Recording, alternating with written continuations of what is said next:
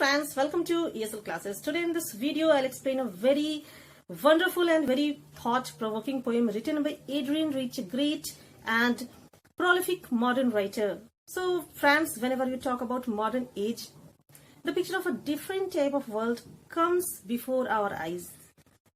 Such a world which has been destroyed by the two world wars, many civil wars and many independence wars. So all these wars created a very devastating impact on the world as well as on human heart. So the world has become a wasteland, perfectly you can say non-productive land, a barren land, and man of today has become hollow man, heartless man. He's perfectly devoid of feeling, he's perfectly devoid of values. So the poet and poetess of this age shifted their interest from aestheticism to realism. They took it for granted that this dark and ugly picture of the world cannot be presented through beautiful images. So they used heap of broken images in their poems. So what is heap of broken images? Such type of incongruous images which are in fragments and which present the ugly sides of the world. It presents all the spheres of life, but violently, not very beautifully. So one of such poets is Adrienne. She, in the following poem, The Trees, present the world as a wasteland where there is no trees, no birds, no insect. Insects are looking for their home here and there. They cannot hide themselves within the root of the trees. Even the sun cannot bury its feet. So where have all these trees gone? To continue with this video, follow me after the short intro, and please, if you like my video, hit the like button and subscribe to ESL classes.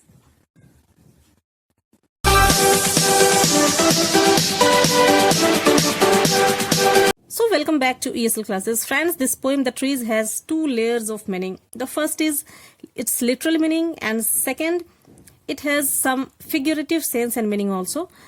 So first we will see the literal meaning. In modern age, people are passionately cutting the trees for meeting their requirement, and second, they are just bringing the trees inside the house, like in the form of furniture, you can say, for decorating purpose, for making doors and windows and all.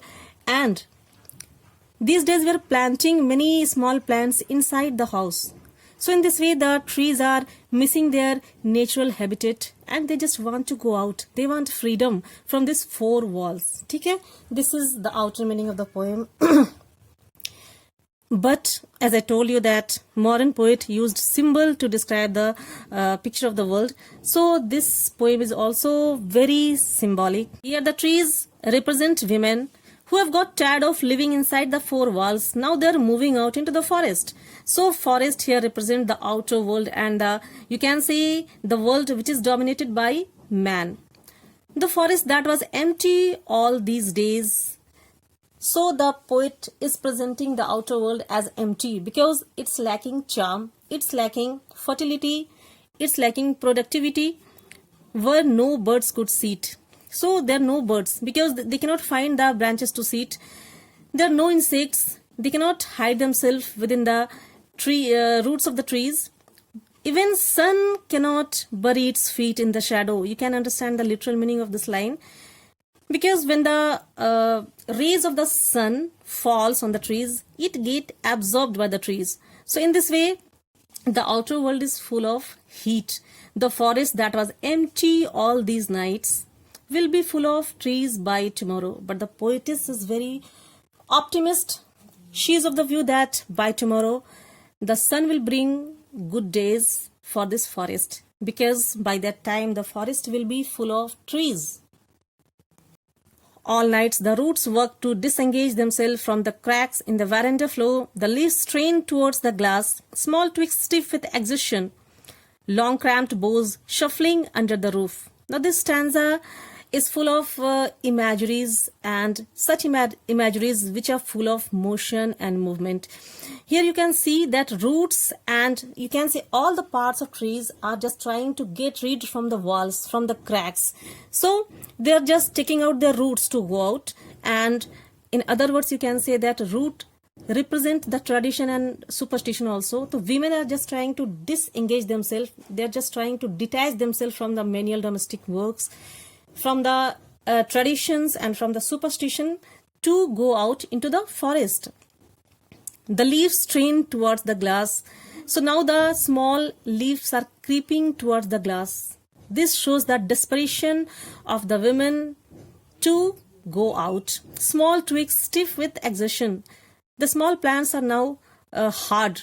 There you can say they are motionless with exhaustion. Exhaustion means tiredness. Long cramped boughs shuffling under the roof. Long cramped boughs. Here you can say that it also represents the long imprisoned period of women. The women are inside the house for a long time, and now they are restless to come out. They cannot live under the roof for any longer. They just want to move out. Like newly discharged patient, half dazed, moving to the clinic door. Now here's the beautiful example of heap of broken images.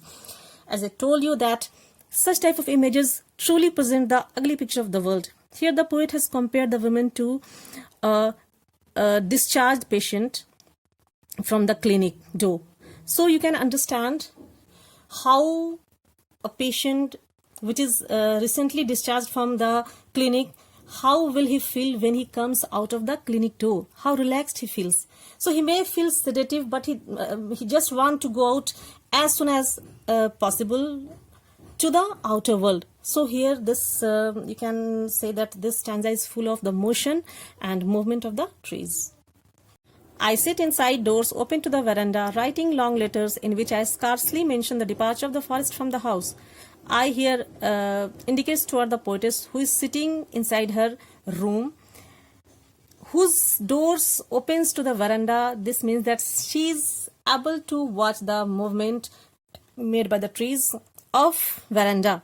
She is writing long letters. Here long letters means she is writing a long piece of writing, but she is not mentioning the departure of the forest. She is not mentioning, she is not writing that now women are just departing from the house. She is only predicting.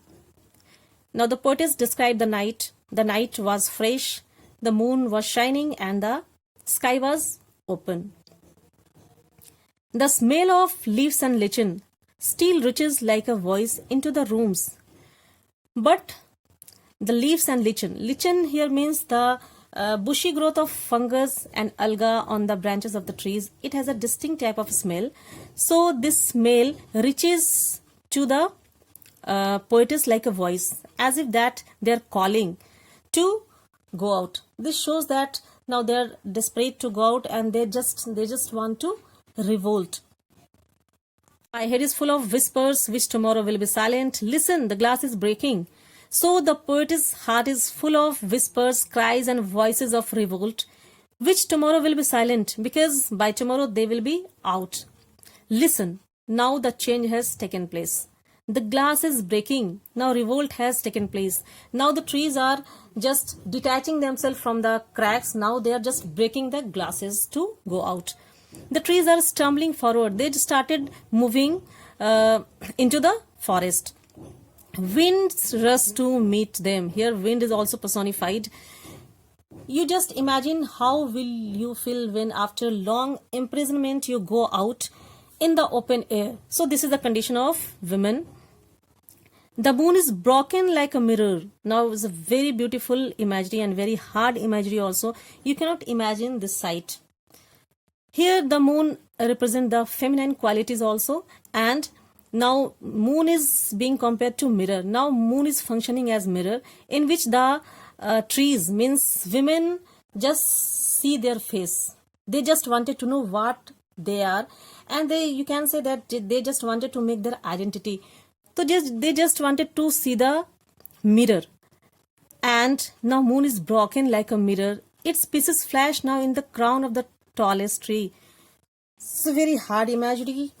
Normally in our everyday life we cannot come across such sight, but you can understand when tallest oak tree comes in front of moon. So how does the moon appears? It appears broken because the shadow of the tree falls on the moon, or you can say it forms a crown. So now the moon is forming a crown of the woman. Means now women also can dominate the outer world. So this poem is very difficult to understand because it's full of metaphor, similes, heap of broken images, and many other poetic devices. So let's see the poetic device. So let's have a look on the rhyming scheme and the poetic devices used by the poetess.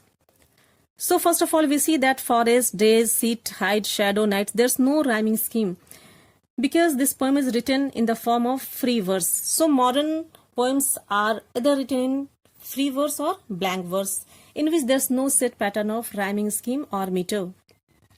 Second, the tree. Trees here, tree is a metaphor for women. Forest symbolizes outer world and male-dominated society. The next poetic device is Anaphora. So, no insect hide, no sun bury its feet in the shadow. Anaphora is a poetic device in which the same words is repeated in the beginning of two or more consecutive lines. Here we can see the repetition of no. So this is the beautiful example of Anaphora. The sun bury its feet in the shadow. Here sun is being personified as its beautiful example of personification. The next very important poetic device is the poetic device of enjambment. So enjambment is a poetic device in which we see many lines, continuation of many lines without any punctuation mark. Means the same line continues, same talk continues without any punctuation mark at the end. So here we can see the forest that was empty all this night, where no birds could sit, no insect hide, no sun bury its feet in the shadow. The forest that was empty all these nights will be full of trees by morning, and it is followed by the punctuation. So this is the beautiful example of enjambment. Let's see in the next stanza. So next stanza is full of imageries, moving imagery. It is also called kinesthetic imagery or the imagery of motion. You can see all the parts of the trees are trying to detach themselves from the cracks and they're just revolting. So all this movement like roots work, leaves strain, boughs shuffling. So all these movements are known as kinesthetic imagery, which shows the imagery which is full of motion.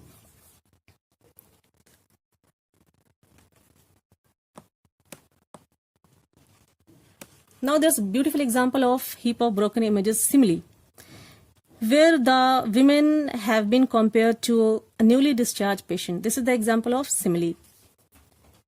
Now in the next stanza, again there's example of simile like a voice. So here the smell of lichen and leaves has been compared to the voice. It appears to be a voice to the poetess. Now there's example of alliteration, forest from leaves, lichen. Alliteration is a poetic device in which we find the repetition of same consonant sound in two and more consecutive words. So I hope you like this poem and this explanation would be fruitful for you all. So thanks for watching this channel.